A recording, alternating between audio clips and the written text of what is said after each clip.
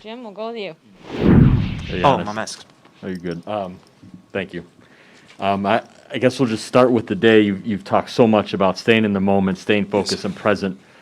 How difficult was that to start your day with your brother and to kind of learn his situation and that type of thing before a finals game? It was extremely difficult because I know how bad he wanted to be here and to help the team, be around the team and cheer for the team and give the energy that he always gives to everybody. Because everybody feels his energy. You know.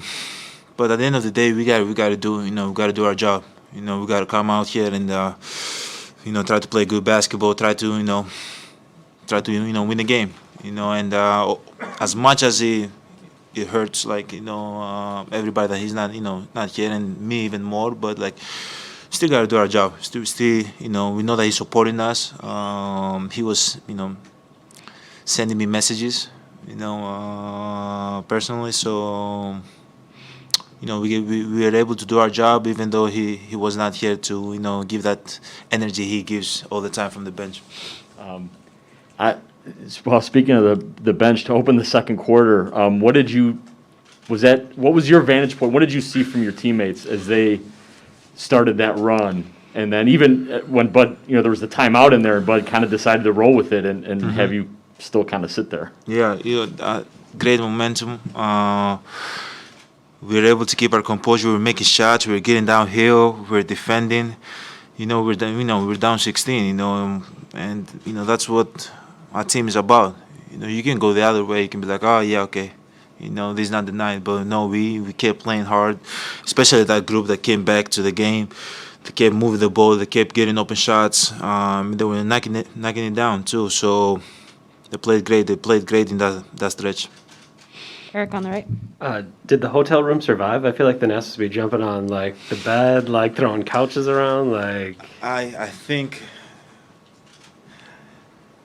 just because I know him a little bit better, he was probably screaming in front of the TV, and probably in the last possession he probably took his shirt off and started playing defense, sweating, jumping in the bed, but like. Yeah, but after the game, when the game was over, he FaceTimed me. I could see, that he was extremely happy. Like he was watching every single moment of the game, and he was cheering all on. So yeah. Can you walk me through the steal by Drew? I mean, like we talked the other night about your defensive block, and that steal I feel like is kind of on the same level as far as importance. Yeah, it was big time steal. Showing crowd. Let him get to a spot, and he came from behind and ripped the ball off, and he could go down to the other end and just go for like a full play, run the clock down. But he trusted me, and he made the incredible pass also for the lob. So it was big time play. It was the winning play of the game. But we that's what we need from Drew. We need him to keep defending. We need him to keep being great offensively, but like things like that's what makes him elite. And he said you yelled at him. Yeah. When did you know you had the lane? I saw him going, then I saw Chris Paul, and then I started sprinting, and I saw nobody was around me. So he didn't want to throw me the ball at first, but I was like, throw it. And then he threw it. He trusted me, And after the game, I was like, "Thank you for trusting me, because it could go any way. He could throw it and make a wrong pass, and that's gonna be on him because he's the point guard. And coach is gonna say you're supposed to keep the ball, But he trusted me. He knew that I'm gonna finish the play, and that says a lot to me, And I went up to the game after the game, and I told him that too. Over to Ben on the right. Giannis, you've seen how the city has kind of rallied around you guys, 25,000 people watching outside. Winning this one here tonight, what's it mean to, go home and have a chance to win an NBA title in front of the home fans? Oh, man, it means a lot, man, but I can't get too carried away. I gotta stay in the present. Can't worry about the outcome, but obviously we know what the deal is. It's one game away from being the NBA champ, being in the history of this game, being always there. Nobody can take that away from you. And doing it in front of our families and our fans, it's big. It's gonna be big, but that can wait. We gotta focus and keep playing good basketball. We gotta go back home. We gotta recover. I gotta grab some burgers, eat something right now because I'm hungry. And then we gotta watch the clip and watch the clips and see what we did well, what we didn't do well, what can we do better, and the steps to it before the game, right? And if we do all those things right and we are disciplined, once the game started and we play good basketball, we have the energy of the fans because we know they're going to be loud, and we have an opportunity to win the NBA championship. It's going to be amazing to do it in front of our fans. But there's more steps until we get there, But to answer your question, it's going to be amazing. It's going to be awesome to do it in front of our fans. But there's steps to it. Malika in the back. I have two for you, Giannis. The mental discipline that you're talking about of not focusing on the outcome, something that you've talked about, that you've worked on to kind of refocus and not necessarily be as outcome oriented. How much of a test is that now, one win away, for that process for you? It's a test. It's a big test, and you gotta enjoy the moment. Okay, we have to enjoy the moment. Like winning a game on the road, we have to enjoy the moment. But the job is not done. We have to all realize that, and we gotta stay in the present. It doesn't mean we're gonna go back home and win Game 6. Probably Phoenix thought the same thing. They're gonna come back home and win Game 5. Come to Milwaukee and try to win again. But we gotta stay humble.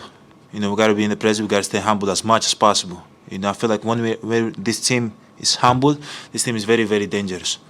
And I think we play at our best when we are humble. So we got the steps to it, as I said. And when the game starts, we gotta take a possession at a time.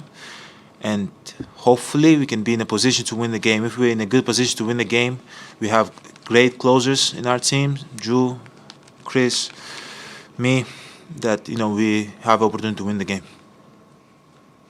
And I'm just wondering the resilience that this team has showed, whether it was tonight being down big in a quarter, or if it's being down 0-2. Is that a learned behavior, or is that innate to learn as a team to be this resilient? I feel like we don't stop. I feel like I've been a part of different teams. Usually when you're down 15 or 16 or whatever, down 0-2 or whatever the case might be, you kind of stop. You kind of like stop competing. In a way. But I feel like this team we don't do that. We haven't done that all year long. I think I can't remember. I can't go that back, but. Like we keep competing, and as I said in the last press conference, we didn't know we were gonna win this game. We could still compete until the last minute and still lose the game. But it's all about that we don't stop. We keep coming, and this team does that so well. Even with down 0-2, we down 0-1, we down 16 points. We keep coming, we keep competing because we know the game is long, it's 48 minutes. And we always try to put ourselves in a position to win the game. That's all you can ask for. You go into a game, you don't know if you're going to win the game. But we know if we compete for 48 minutes, we are good. We have great players, great closers, great shooters, great rebounders, great defenders. We have a great coach, and we know that we can put ourselves in a position to win the game. Sam in the middle. Two for you, Giannis.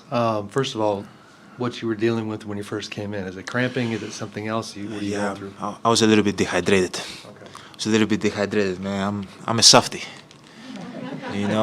but it's okay. Well, you got me hungry now. The burgers sound good.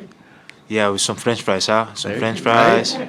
We know where to go. We'll meet you there. A lot of the mental stuff you talked about yesterday, it seemed like it was coming to fruition in the later moments of this game. So you list the 2 free throws with a minute to go, and Monty ices you.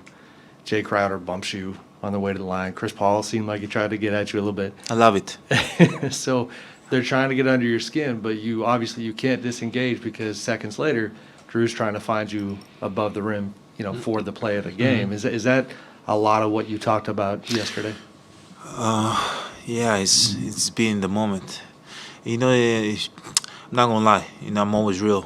I feel like that's what makes me who I am. I'm always real. Sometimes I go to the free throw line and I'm nervous a little bit.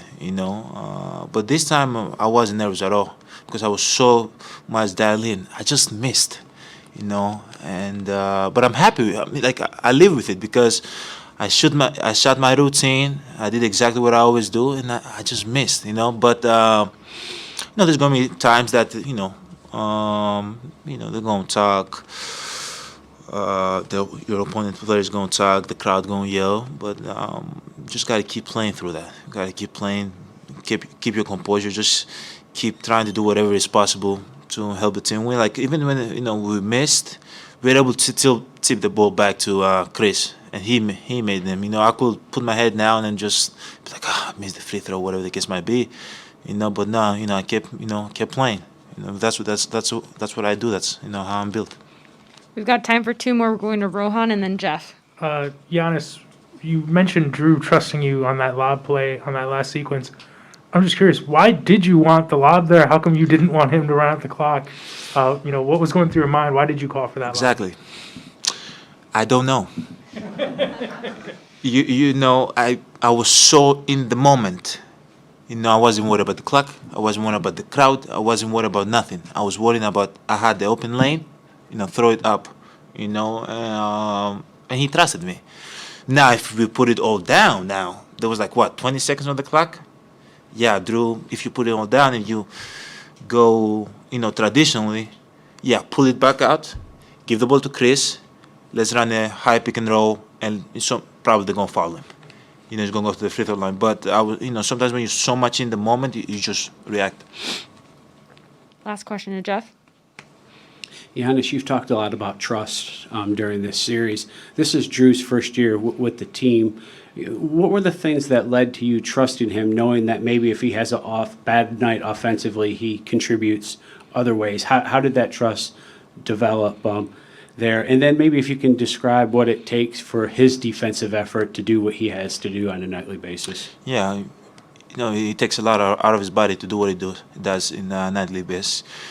Pick, the point guard up, full court, then bring the ball up, put the whole team in order, in position, execute, try to score, try to get downhill, try to find the open man. Like it's a lot, but we trust him that he can do that. But one thing, the great thing about Drew is that he can affect the game in a lot of ways. He can have an off night, but he can defend. Like game 4, he didn't have his best offensive night, but he was so good defensively. He got the steal at the end from Chris Paul, I think so, and he got the steal today too. He can affect the game in so many ways. And it says a lot. I love being teammates with him, and I hope moving forward we can be teammates for a lot of years.